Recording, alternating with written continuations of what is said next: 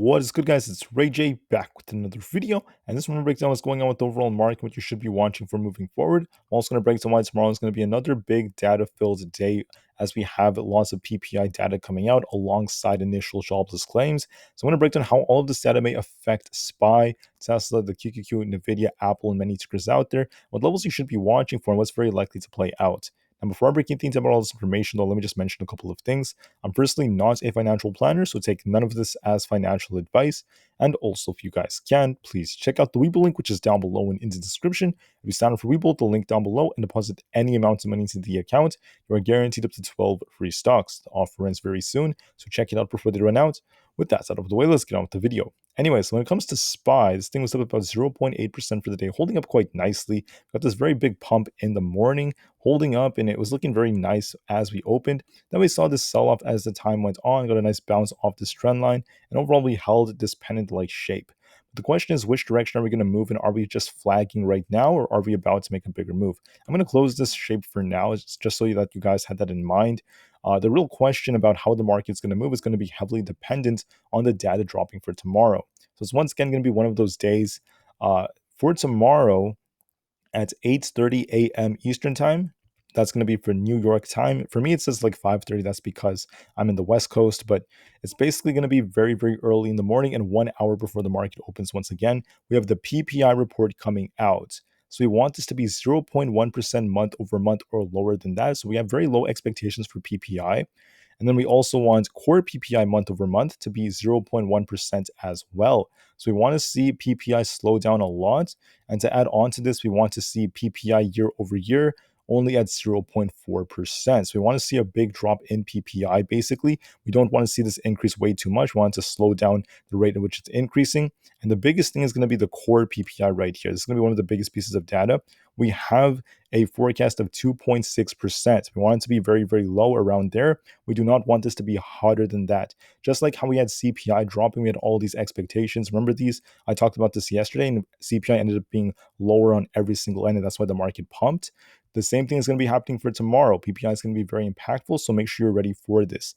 Now, PPI is also a very good indicator of what CPI will likely look like in the future. That's the reason why the Fed is going to look like at all of this as well. So we have more inflationary data, and I can't really predict how this is going to look. It tends to be capricious, but we'll just have to wait and see on that. I also want to add that at the same time, 1 hour before the market opens, we have initial jobless claims coming out. The forecast is about 241,000. Now, what the market wants is higher unemployment based off what the Fed has been saying. That means we want more jobless claims. We want more of them, not less. We want more weakness in the job sector. So we want this number to be hot. We want a high number of people becoming unemployed, unfortunately. That's what the market's going to be wanting. Now, do I want that to happen? In reality, not necessarily. I want the best for everyday Americans. Let me make that clear. I'm simply stating this based off the market's perspective, because the reason why the market will pump or really like higher unemployment numbers and more weakness in the job sectors because it incentivizes the Fed to not be as aggressive and restrictive on policy. That's the way the market is thinking. So you have to go based off that and trade and make moves based off the market's perspective. So be well aware of this. So I'm going to talk about the numbers as good numbers and bad numbers. When I say good numbers, I'm referring to low PPI, low inflationary numbers for tomorrow, lower than these expectations, and then high unemployment, high initial jobless claims. That's going to be a good number for the markets. That's what I'm going to say when I'm referring to good numbers. When I say bad numbers, I'm referring to like high PPI, high inflation, and low initial jobless claims, lower unemployment. Okay, so I'm going to refer to those phrases in just a couple of minutes. Be ready for that later on. Let me also add that we have some big earnings coming out. We have PepsiCo coming out for tomorrow before the market opens. We have Delta, Progressive, and just a couple of others. And on top of this, the bigger day is going to be Friday when we have the big bank earnings. We have Citigroup, Wells Fargo, BlackRock, JP Morgan Chase, and just a bunch of other ones. All right, so be ready for all of that. Now, I'm just going to be very, very brief with this part and talk about the levels to watch for. This is what SPY is looking like. These are the most important levels. If we get the good numbers, once again, decent inflationary numbers and etc., good numbers are going to cause the market to pump again. In the pre-market, we're going to see a retest of 447.5. We may even break this if we get a very, very good initial jobless claims number that's higher than expected. If the opposite happens and we don't get good numbers, let's just say that PPI is a little bit hot or it's very decent, but initial jobless claims is lower than expected. The bigger factor, in my opinion, is going to be the jobs numbers. I think that's going to matter just as much, if not more, than PPI, but both of them are quite significant for the Fed's policies. So if we get initial jobless claims and it's like really bad and all these numbers are not what the market's looking for, we're going to be seeing SPY drop to about this 445 level. If it breaks below 444, especially, it's going to be another very important support. If it breaks below 445, watch 444.73. It's going to be very close to 445 though by the time we open tomorrow. That's going to be the 200 EMA. If it breaks below the 200 EMA on the 5-minute time frame, it's going to come all the way down to 444, most likely, very close to this imbalance. If we break below 444, we're going to likely try to fill this gap down here all the way down to 442, so we could see the market get rug pulled. Now, there's a possibility that the market could try to hold up tomorrow, maybe pump more, and then see a rug pull as soon as Friday, or the opposite could happen where the market slows down tomorrow, but it gets a big pump thanks to the bank earnings. I'm not sure which one it's going to be. Just be very patient. We're just going to watch this one day at a time. So let's not focus too much on Friday. Let's just focus on Thursday for now. It all depends on the data. The data is going to dictate how the market moves. I just can't predict it. So be prepared for either direction. From a technical standpoint, the market's getting tighter again. So we're going to be seeing a big move very, very soon, especially for Friday. So just be ready for all of that. If we get good numbers tomorrow, Tesla has the potential to try to push up to about 275. But the problem with Tesla is it's getting hit with lots of negative news. There was news coming out about another investigation by the NHTSA. There was also news that came out involving Tesla not qualifying for more tax credits from a federal standpoint going into next year, and many things like that. And this caused Tesla to slow down. We also saw lots of dark volume on it. We didn't get really, really strong volume and good momentum. So Tesla is still looking kind of weak, not extremely strong. I was hoping for something much better, especially in the morning, but we didn't really get a better move. We did close green, which is decent. But like I said before, at this point now, it depends a lot on the data that's dropping. If we get good data, Tesla's going to push up for 275 again, maybe break it, but I'm not 100% sure about that because it depends on the news. But it could still hold above this range.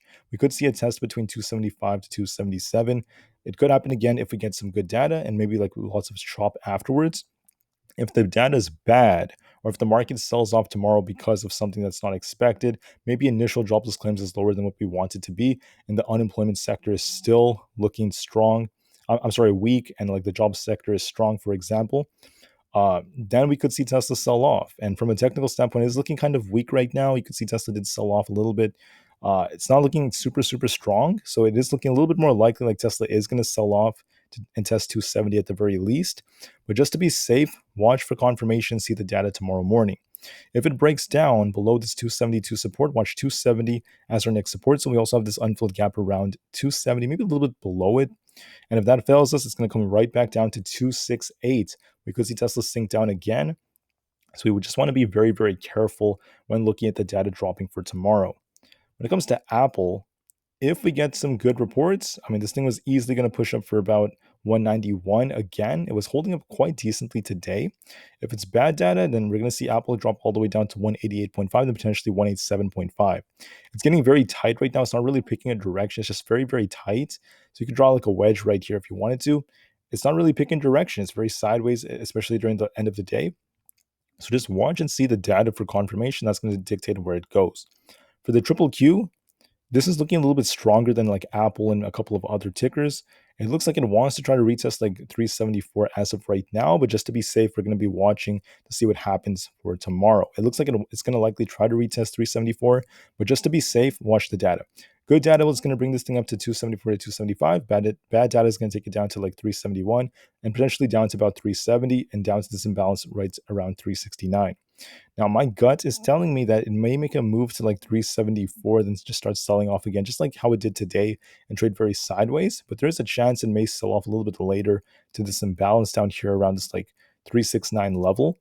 So I'm kind of like in the middle. I'm thinking it may pop and then drop. That's like what my prediction is for the QQQ. But just to be safe, I mean, I really don't know what the data is going to bring us. So we have to be very careful on days like this.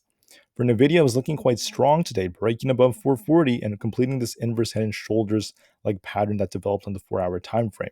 So you can see it right here. Very, very nice move by Nvidia. It is still looking pretty decent from a technical standpoint, but I would still be very careful with it because it is technically sitting on a bearish divergence. And with this divergence that is forming, you can see it on the RSI, like right here, also on the MACD.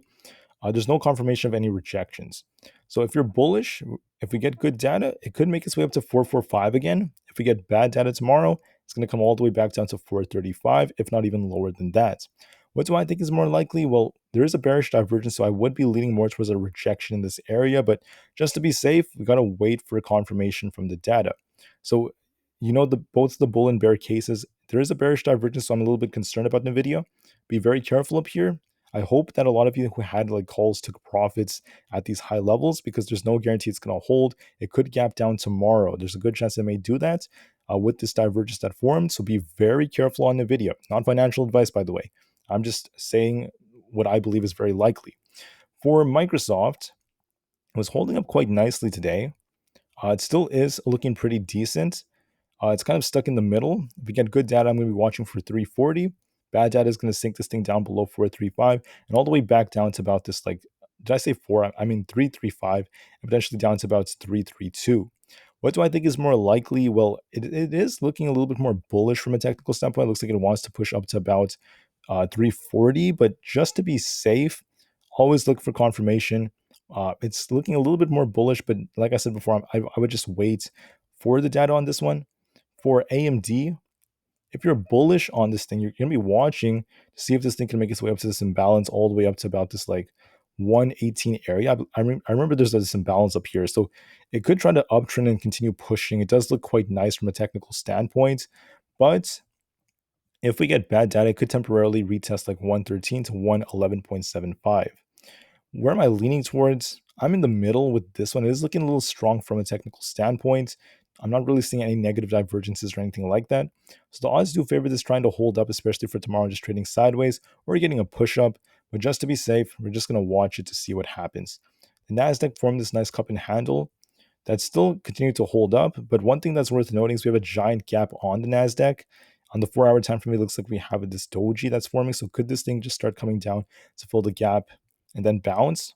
If it does come down to fill this gap, it could happen as soon as tomorrow off initial jobless claims, or it could try to hold up temporarily just for the time being and just wait some time before making another move. I think the bank earnings are going to play a big role in how the whole market moves. So just be ready for that. That could be the thing that triggers this. And we will see what happens tomorrow. If we're really bullish, it's going to be retesting this like 14,000 area. For bearish, it's going to come down to about 13,850. If that breaks down, we're going to be watching it break below 13,800. So I'm going to be watching that carefully. If anything, it's kind of indecisive. Same thing with SPX. It's not looking that great to me. I mean, it got a nice push up on the 4-hour, then it's starting to slow down a bit. It looks to me like, yes, we got this bullish cross on the 4-hour time frame, but we do have a red candle for like the second half of the day. I'm going to be watching to see how it reacts to the data. If we get a break below 44.61, it's going to likely come all the way down to our 5 EMA around 44.50. If it starts pushing up, you're going to be watching this resistance around 44.80. If it manages to break that, it's going to make its way up to about 40, basically 44.90 plus to about 4,500 is going to come very soon. It has the potential to make its way up to about 4,500, but just to be safe, we're going to be watching to see how this data impacts it. Coinbase got a slight pullback. Once again, it's looking a little bit weak now, and it looks like it may head for this imbalance around 80.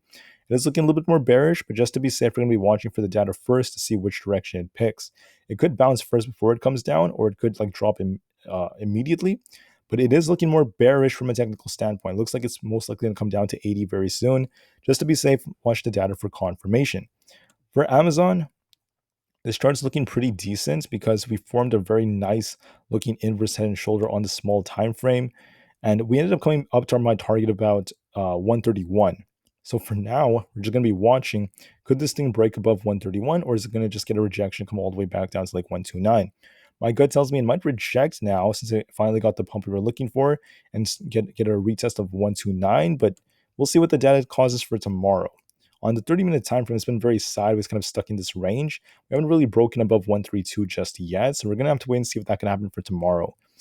There's a possible head and shoulders developing on it, but I'm just going to be patient with it. Also, don't forget that it's going to be very volatile depending on earnings, which is just a couple of weeks away. Meta has earnings in about 2 weeks from now, and this is looking pretty interesting. Now, it is looking a little bearish to me because it formed a negative divergence right here, and it may start to cool off a bit. It also has this unfilled gap very close to this 300 level. I think a little bit lower than that, like 298. So I think the odds favor downside for Meta, but just to be safe, okay, we're going to be seeing what the data causes. Now, even if Meta does have some downside, I think it's just going to be temporary, a temporary drop, because eventually I see it making its way up to at least 320 to 330. That's where we have the unfilled gap. So it's going to pump for the medium term. I think it's going to make its way up to 320. For the short term, there's a high probability it's going to start selling off a bit and come down to 300 first before it bounces and starts pumping more. That's the way I'm seeing it. I think there's a good chance this thing is going to be pulling back based off this negative divergence and based off how it's looking from a technical standpoint. That's what technicals are suggesting, but just to be safe, look for data to confirm it. Good data is going to send this thing up to about 312 plus. Bad data is going to bring it all the way down to this level right here around 304. And if that fails us, you're going to be watching 300 for that imbalance and also the unfilled gap around 298. All right, so that's what I'm seeing for Meta basically. Could go either way, but I'm leaning more bearish on it based off technicals, and we will see what happens tomorrow. Until then, thank you all so much for listening. Please take care, and we're going to be back tomorrow morning to talk about what's going to happen with this data and how it's looking. The biggest thing, in my opinion, is going to be like core PPI. That's going to be very important. And then initial jobless claims is going to be very important. The market tends to react to this every single week. So be ready for this. Big data is coming. It's going to affect the Fed's policies. And I'll see you guys very soon tomorrow morning for the big update. Thank you for listening. This was a quick one. The market to the moon is long term is very bright. And peace out.